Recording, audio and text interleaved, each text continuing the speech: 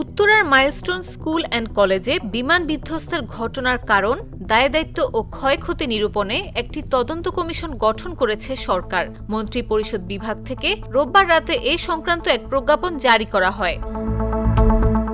9 সদস্যের এই তদন্ত কমিশনের সভাপতি সাবেক সচিব AKM জাফর উল্লাহ খান। তদন্ত কমিশনকে 4 সপ্তাহের মধ্যে প্রতিবেদন দাখিল করতে হবে।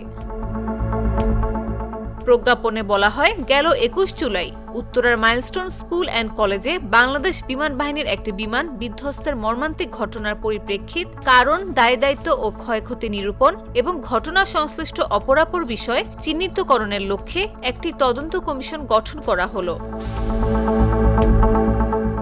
ঢাকা বিভাগীয় কমিশনারের কার্যালয় তদন্ত কমিশনকে সাচিবিক সহায়তা দেবে।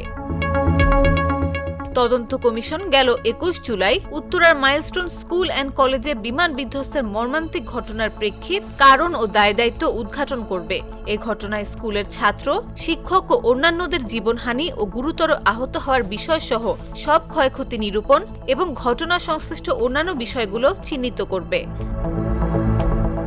বিমানবন্দরের অতি নিকটবর্তী এলাকায় মাইলস্টোন স্কুল অ্যান্ড কলেজ ও অপরাপর স্থাপনা নির্মাণ এবং ফ্লাইং জোনের অবস্থানগত সঠিকতা ও নিরাপদ পরিচালনা বিষয় সংশ্লিষ্ট আইনগত ও প্রশাসনিক বিষয়গুলো পরীক্ষা করবে।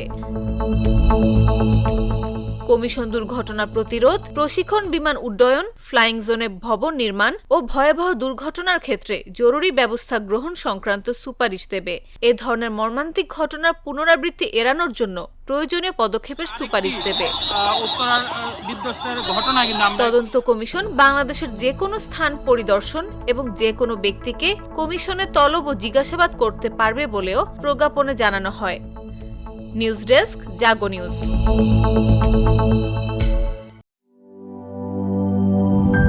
প্রাণ কফি ক্যান্ডি, কররা কফি, কঠিন স্বাদে, হাইকে বলো বাই।